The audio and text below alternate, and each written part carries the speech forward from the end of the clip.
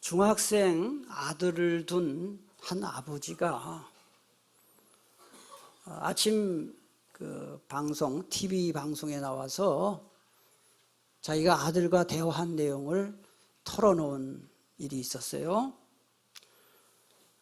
아빠가 이렇게 말했대요. 중학생 아들한테, 아빠는 지방 출장을 갈 때마다 밥 먹을 시간조차 없어서 휴게소에 들러서 호두과자로 식사를 때우곤 했다. 그러자 아들이 뭐라고 대답했는지 아십니까? 아빠는 그 맛있는 호두과자를 아빠만 드신 거예요? 그렇게 대답을 했다는 거예요. 또 다른 한 아버지가 또 이렇게 말을 했다 그래요. 아빠는 열심히 일해서 서울에 집 한 채를 장만했다. 네 공부와 미래를 위해서라면 이 집을 팔고 길에 나 앉을 가구까지 됐다. 그렇게 얘기했대요. 그러자 그에게는 고등학교 아들이 있었어요. 고등학생 아들이 있었는데 그 아들이 며칠 있다가 아빠하고 할 말이 있다고 그러더라는 거예요. 그래서 뭔 말이냐? 그러니까 아빠, 저는 아무리 생각해도 나는 공부 쪽은 아닌 것 같아요. 하지만 약속하신 대로 이 집은 저한테 물려주시는 거죠? 그렇게 대답을 하죠. 그러니까 이 두 아버지의 말을 통해서 우리가 뭘 알 수 있습니까? 부모는 자녀들에게 위해서 하고 싶은 말을 하는데 자녀들은 듣고 싶은 것만 듣는 거예요. 자기 좋은 쪽으로만 해석을 하는 거예요. 그래서 많은 부모님들이 그런 고백을 한다 그래요. 이 자식들하고 대화를 하면은 외계인들하고 대화하는 것 같다고. 특별히 중고등학교 자녀들, 젊은 대학생 자녀를 둔 부모님들은 자녀들하고 대화하다 보면 이 대화가 안 된다나 이런 이야기들을 많이 해요. 오늘 어린이 주일입니다. 자녀에 대해서 한번 생각을 하려고 합니다. 이스라엘 민족은 이집트에서, 애굽이죠. 이집트에서 430년간 종살이를 하느라고 혹독한 핍박과 중노동에 시달렸습니다. 그런데도 이스라엘 민족이 점점 쇠퇴하기는커녕 점점 번성을 하다 보니까 이집트의 이 바로라고 번역되어 있죠. 이집트의 파라오가 걱정이 되는 거예요. 잘못하다가 이 이스라엘 사람들이 너무 인구가 많아가지고 반역을 일으키면 어떡하나. 그리고 어느 날 집단으로 탈출하면 어떡하나 하는 게 걱정이 된 겁니다. 그래서 이 이집트의 파라오가 이스라엘 남자들의 씨를 말릴 3가지 끔찍한 전략을 세워요. 그게 오늘 본문에도 나오죠. 첫 번째 전략이 뭐냐 하면은 이스라엘 남자들에게 가혹한 중노동을 시키는 거예요. 여러분, 남자들이 아무리 힘이 세도 너무 중노동에 시달리다 보면은 건강이 다 상하고 나중엔 죽을 수 있거든요. 그렇게 하는 거예요. 그 다음에 두 번째 전략이 뭐냐? 이스라엘 여인이 남자아이를 낳을 경우에 산파를 보내서 그 남자아이를 죽이는 거예요. 세 번째 전략은 뭡니까? 이스라엘 남자아이가 태어날 경우에 그 남자아이를 나일강에 갖다 버리는 거예요. 갖다 버리게 하는 이 3가지 전략이었습니다. 다 끔찍한 전략이죠. 바로 그런 와중에 누가 태어난 거예요? 모세가 태어난 거예요. 자, 1절 보세요. 1절, 2절. 레위 가족 중 한 사람이 가서 레위 여자에게 장가들어 그 여자가 임신하여 아들을 낳으니 그가 잘생긴 것을 보고 석 달 동안 그를 숨겼으나 그랬어요. 여기 보면 모세가 어느 후손입니까? 레위 지파의 후손이에요. 잘 알아두세요. 레위 지파의 후손으로 태어났습니다. 그런데 그 이집트 파라오의 명령을 어겨요, 부모가.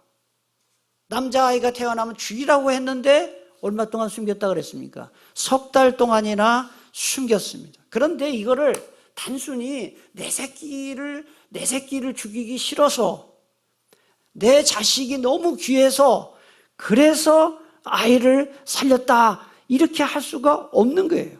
왜냐하면 2절에 보세요. 그 여자가 임신하여 아들을 낳으니 그가 아들입니다. 아들이 잘생긴 것을 보고라는 구절이에요. 여러분 이거 오해하면 안 됩니다. 그럼 아들이 잘생겼으니까 살린 거예요? 그럼 못생긴 아들은 죽여야 되는 거예요? 그거 아니잖아요. 여기에서 잘생겼다는 말이 히브리어로 터브라는 단어가 사용돼요.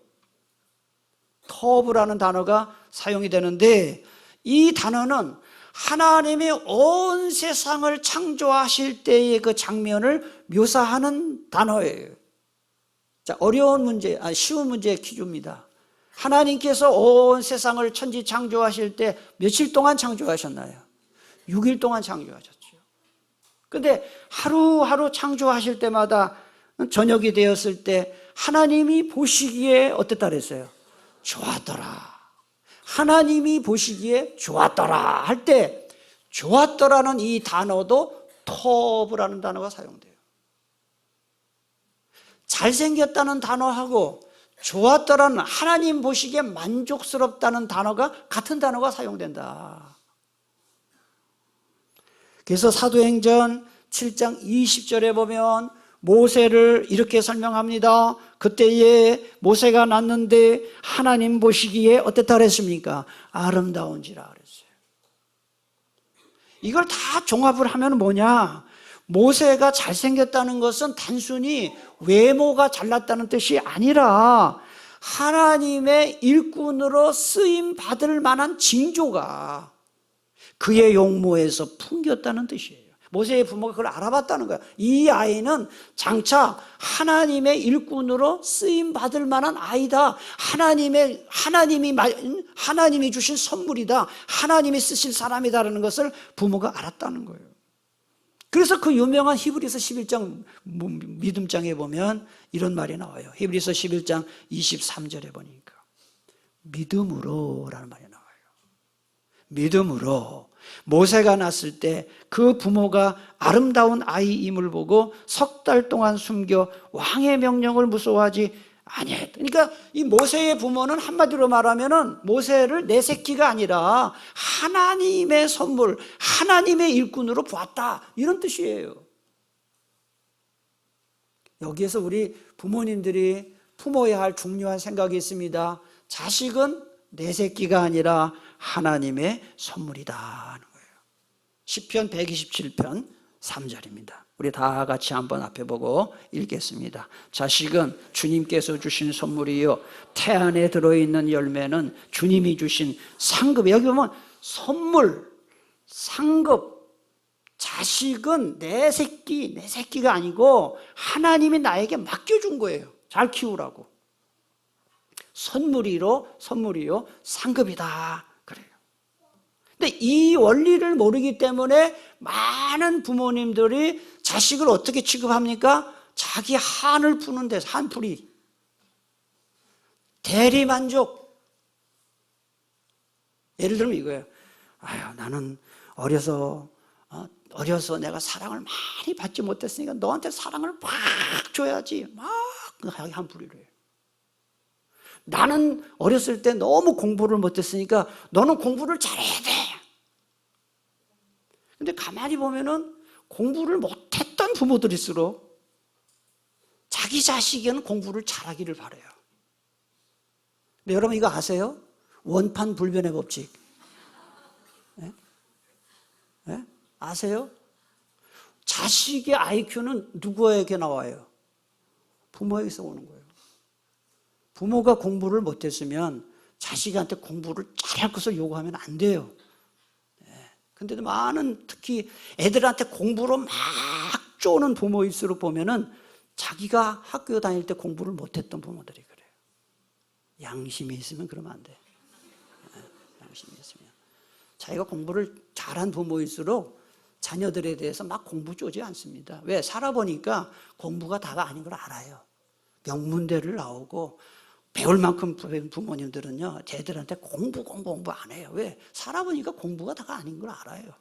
근데 공부를 많이 맺힌 분들은 내가 공부 못해서 그랬다 생각해서 애들한테 이게 잘못된 거예요.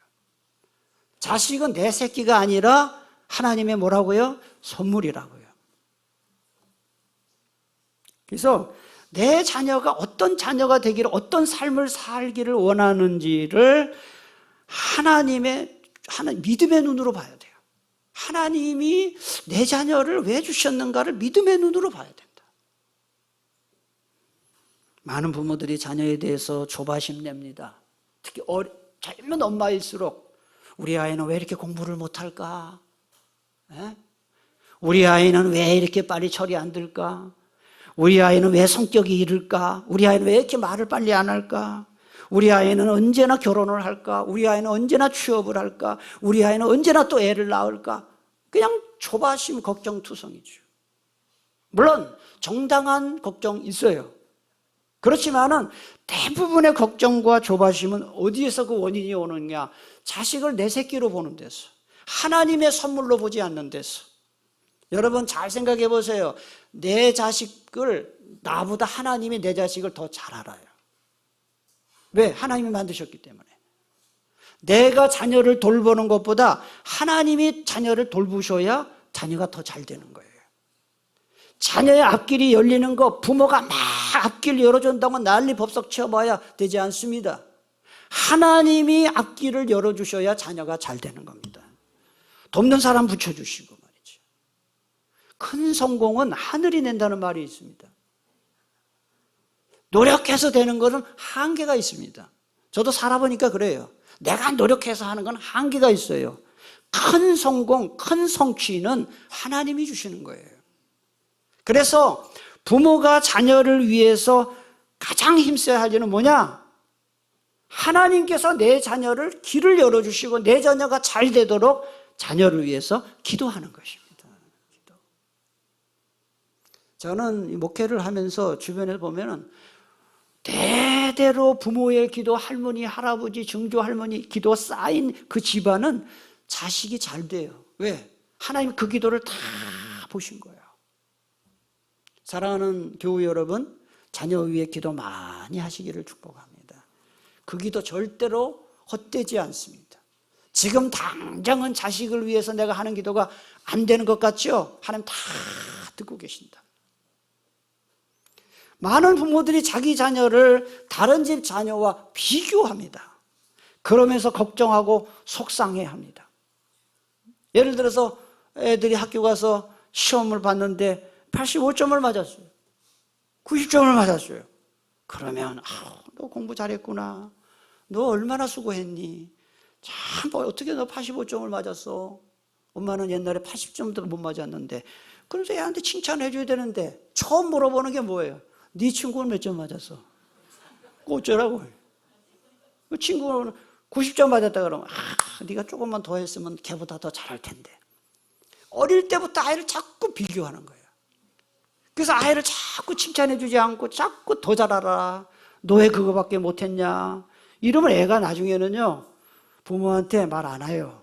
시험 봤다 말도 안 해요. 왜? 시험 봤다 소리 하면은 뭐 칭찬 안 해주니까. 네? 그게 왜 그렇습니까? 많은 부모들이 현재 자녀의 현재 모습만 보는 거예요. 더 잘 될 것을 생각을 안 해요.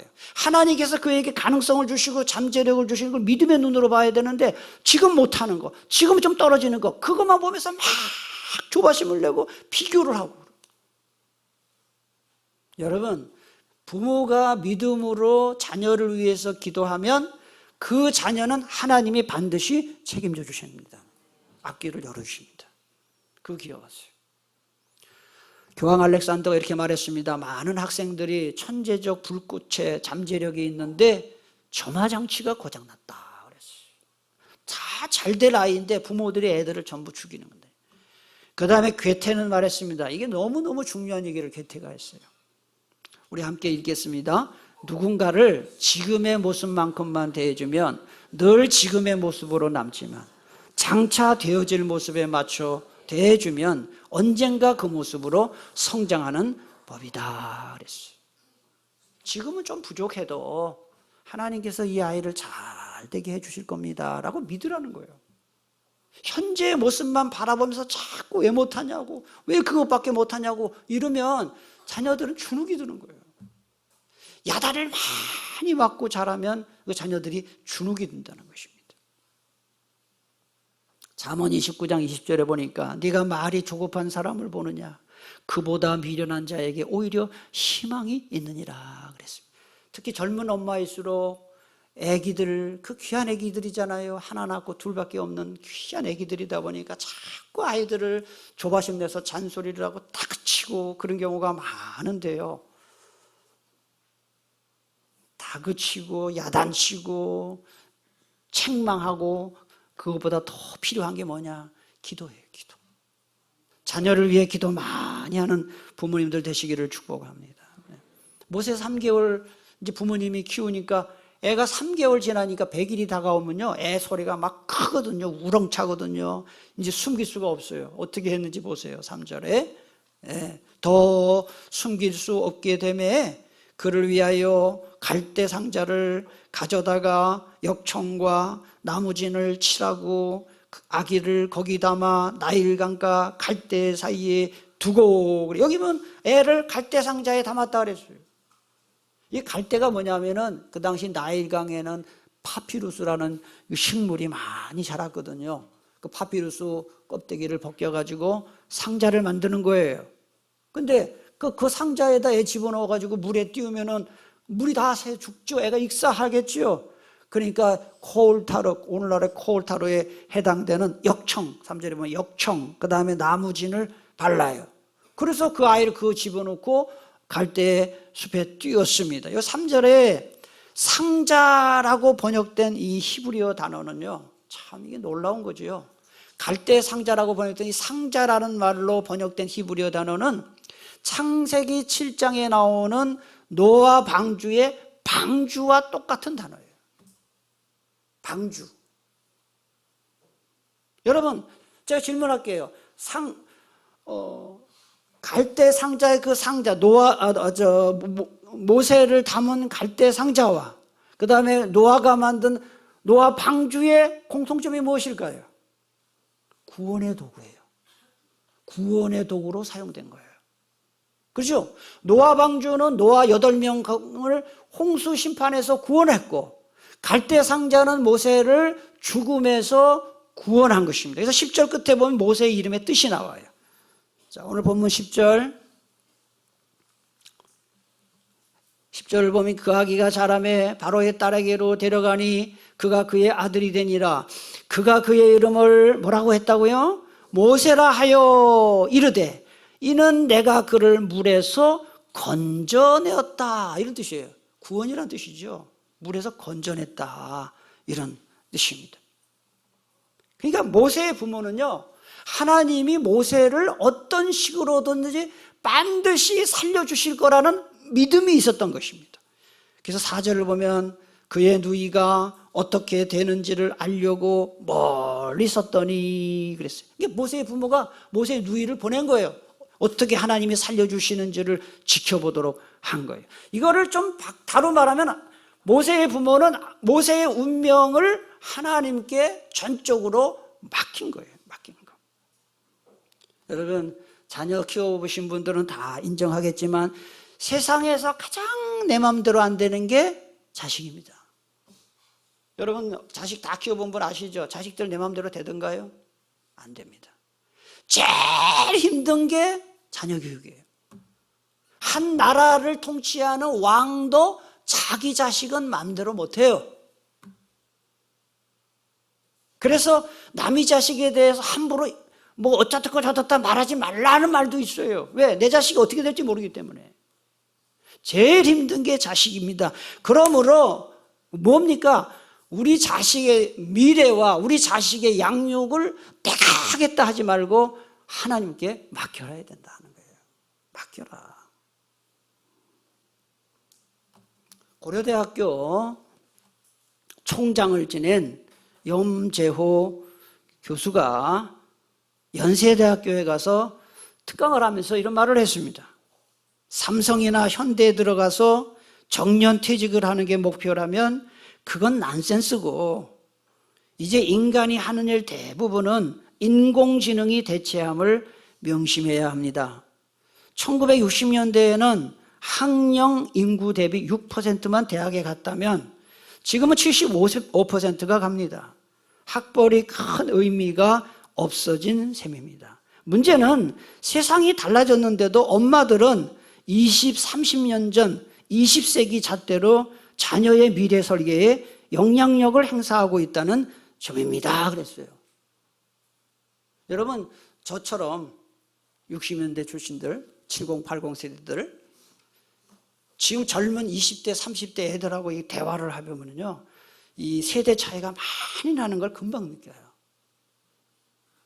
그런데 많은 부모들이 자기가 살았던 시대를 기준으로 자기 자녀들에게 이런 직업을 택해라, 저런 직업을 택해라, 이 과를 가라, 저 과를 가라, 그렇게 얘기를 해요. 안 된다는 거예요.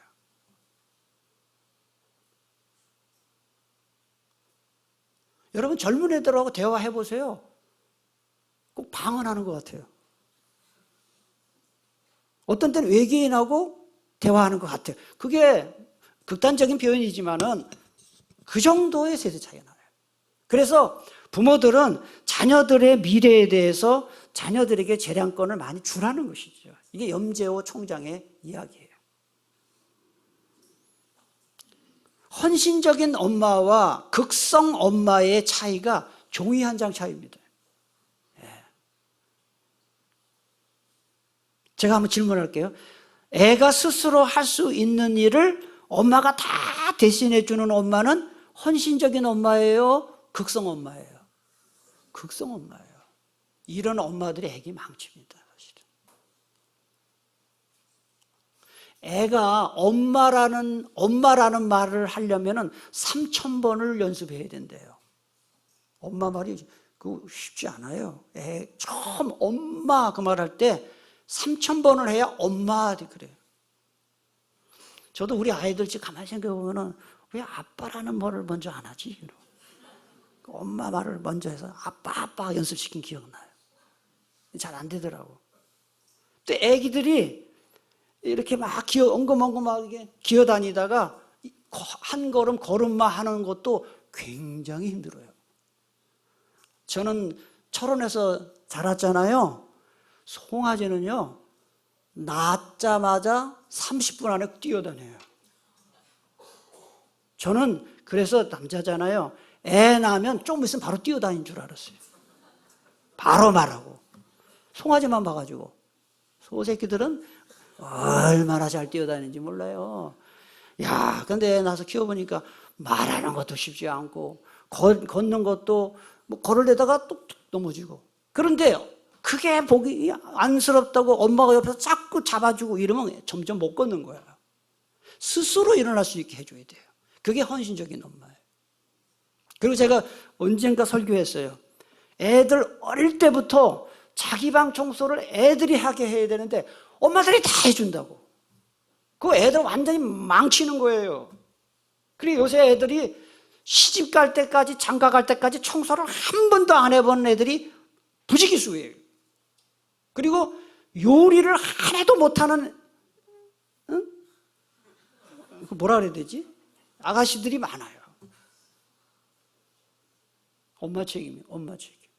청소를, 자기 방 청소를 그냥 쓰레기가 매립지가 되든지 뭐든 내버려 둬요. 난지도가 되든지 뭐 매립지가 되든지 내버려 두라고. 거기서 막 구더기가 나오든지 뭐 세상에 이런 일이 벌어지든지 말든지. 근데 엄마들이 다 청소해 준다고. 그러고 맨날 왜 쟤는 청소 안 하는지 모른다. 청소해 주니까 안 하지. 아휴, 이런 얘기 하고 나면 또 나한테 또 잔소리 했다고 또 교인들도 그래요. 아유, 뭐 하든지 말든지. 나는 이해가 안 가는 게 한두 가지가 이런 얘기 내가 지금 요만큼 한 거예요. 요 부마학교 이렇게 제가 지나가다 뭐 집에서 이렇게 지나가다 보면 애들 응? 뭡니까? 하교할 때 보면은요, 참 이해 안 가는 게 많아. 아니, 애들이 지 가방 지고 가게 하지. 왜 엄마가 메고 가냐고, 애들 가방을. 난 이해가 안 가요. 그것도 다 과잉보호예요. 지금 우리 시골에서는 10리 걸어 다녔는데, 10리 걸어가는 것도 아니고, 몇백 미터 걸어가기를 그걸 엄마가 메고 우산까지 들고 애는 그냥 빈손으로 가. 아이고, 진짜. 그 왜 그래요? 애를 어떻게 하려고 나중에? 지가 들고 가게 해야지. 아니면 지가 들고 가고 엄마 콩나무 산 것도 들고 가게 하고. 그래 엄마 도울 줄도 알지. 맨날 엄마가 다 해줘. 아니, 평생 그러고 사세요. 그래. 자녀를 키우다 보면은 이걸 어떻게 해야 좋을지 모를 때가 많아요. 자, 그럴 때는 어떻게 해야 되겠습니까? 보면 잘 접어두시고 사사기 13장 12절을 찾아보세요. 네, 사사기 13장 12절 384페이지. 384페이지. 삼손의 부모가 삼손이 앞으로 태어날 거다 하니까 하나님의 사자에게 물은 거예요. 13장 12절 읽겠습니다. 마노아가 이르되 이제 당신의 말씀대로 되기를 원하나이다 같이 이 아이를 어떻게 기르며 우리가 그에게 어떻게 행하리까. 이게 여러분의 기도가 되기를 축복합니다. 하나님께 이렇게 기도하라고요. 이 아이를 어떻게 기르면 좋겠습니까? 여러분, 저도 자식을 키워서 알지만 도무지 어떻게 해줄지 모를 때가 있어요. 살다 보면. 그 하나님께 기도하라고요. 어떻게 기도하라고요? 사사기 13장 12절처럼 기도하라고. 이 아이를 어떻게 기르고 어떻게 하면 좋겠습니까? 자, 다시 본문으로 옵니다. 자, 갈대상자가 어찌 됐을까요? 여러분 다 아시는 내용이지만은 마침 그곳에서 파라오의 딸 공주가 시녀들을 데리고 나일강에서 목욕을 하고 있어요. 이게 우연일까요? 하나님의 은혜죠. 파라오가 지금 이집트의 파라오가 히브리 남자애들 다 죽이라고 했는데 그 갈대상자가 떠내려가는데 거기서 목욕을 하고 있어요. 그거 완전히 호랑이 굴로 간 거건 사실은 공주니까. 그런데 이 공주가 말이죠. 그거 다 알고 있는 상황이잖아요. 갈대 상자를 열어보니까 남자아이가 울고 있는 거예요. 근데 갑자기 그 공주의 마음속에 불쌍한 마음이 든 거예요. 하나님이 주신 마음인 줄로 믿습니다. 이거는. 예? 그런데 마침 그 모세의 누이가 거기 있었잖아요. 그래서 유모 좀 하나 데리고 와라 했더니 그 모세의 어머니를 유모로 소개를 해줘가지고 그걸 받아들이는 장면이 8절 9절에 나와요. 보세요. 8절. 바로의 딸이 그에게 이르되 가라 하며 그 소녀가 가서 그 아기의 어머니를 불러오니 바로의 딸이 그에게 이르되 이 아기를 데려다가 나를 위하여 젖을 먹이라. 내가 그 싹쓸 주리라. 여인이 아기를 데려다가 젖을 먹이더니. 여러분, 모세의 엄마가 모세를 한 3년에서 6년 키웠다 그래요, 학자들은. 그러면 아기를 키우면서 젖만 먹였겠냐고. 모세에게 뭐라고 얘기했겠어요? 모세야, 너는 이집트 사람이 아니라 히브리인이다. 이스라엘 사람이다. 너는 하나님을 믿는 사람이다. 너는 반드시 이 우리 민족을 이집트에서 해방시켜야 된다. 그런 교육을 안 했겠냐는 거예요. 그리고 하나님 말씀 교육을 안 했겠냐고. 기도를 안 했겠냐. 철저히 신앙 교육을 받은 거예요, 엄마한테. 그래서 나중에 지도자가 된 거죠. 그러니까 이 부모의 신앙 교육이 굉장히 중요하다는 거예요. 여러분, 강돈욱이라는 그리스도인 교육가가 있었습니다. 북한 얘기입니다. 그리고 강돈욱에게는 강반석이라는 딸이 있었어요. 그런데 이 강반석이라는 딸이 예수 잘 믿는 아버지 밑에서 자란 강반석이라는 딸이 김형직이라는 또 예수 잘 믿는 청년과 결혼을 합니다. 그래서 김형직, 강반석 사이에서 태어난 아들이 김일성이에요. 북한에. 김일성의 외할아버지, 김일성의 아버지, 김일성의 어머니가 다 믿음의 사람이었어요. 그런데 이 김일성이는 세상적으로 좋은 조건만 받았어요. 여러분, 김일성 키가 크죠? 컸어요. 그 다음에 이 카리스마가 있어가지고 연설을 하면 사람들이 그냥 다 그 말에 설득이 되는 카리스마가 있었고, 그 다음에 구소련의 초급 장교였어요. 소좌 장교였습니다. 그런데 얼마나 리더십이 있었으면 소련에서 김일성에게 북한을 맡겼겠냐고요. 리더십이 있었던 거예요.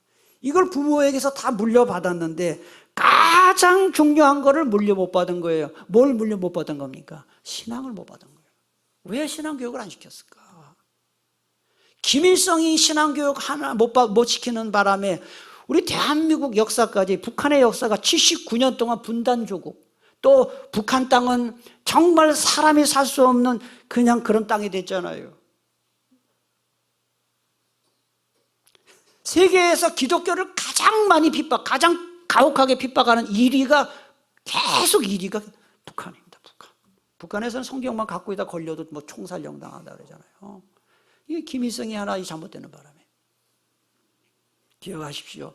부모가 자녀에게 물려줄 수 있는 최고의 유산은 돈도 아니요, 집도 아니요, 하나님을 믿는 신앙인 줄 믿으시기를 바랍니다.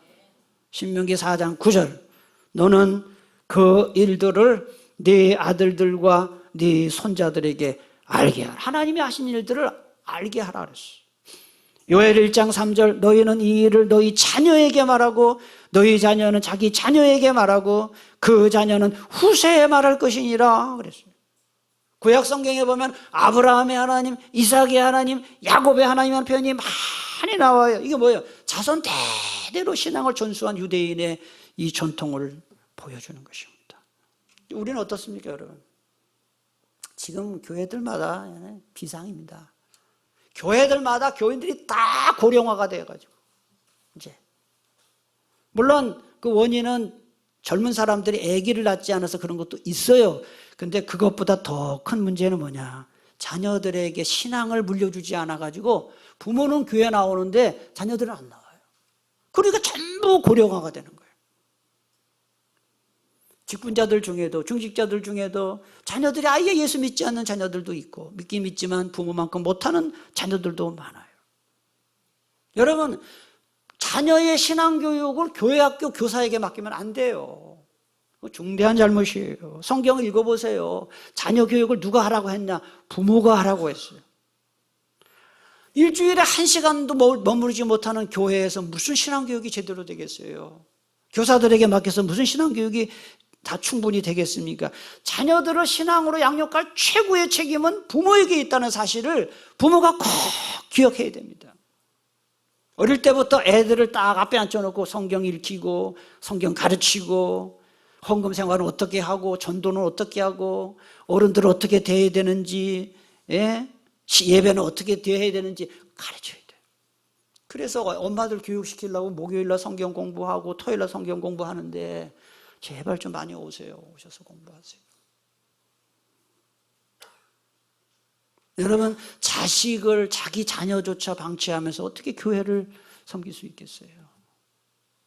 특히 제가 참 안타까운 거는 교회 학교 교사들 중에 남의 자식은 가르치는데 자기 자식은 방치하는 경우. 이게 아이러니죠, 아이러니. 아무쪼록 가정의 달 5월을 맞이해서 사랑하는 우리 교회 모든 교우 여러분들 가정마다 다 믿음의 가정 되시기를 축복합니다. 기도하겠습니다. 오늘 주신 말씀 붙들고 하나님, 자녀는 내 새끼가 아니었군요. 자녀는 내 새끼가 아니라 하나님의 선물이니 자녀의 미래를 하나님께 맡기며 기도하는 부모가 되게 해 주시옵소서. 기도하시고 자녀들에게